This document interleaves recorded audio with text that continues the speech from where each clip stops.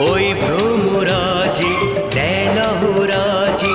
অধরা ছিল যে দেশে ধরা যে এই কি সেই স্বপ্নের ওই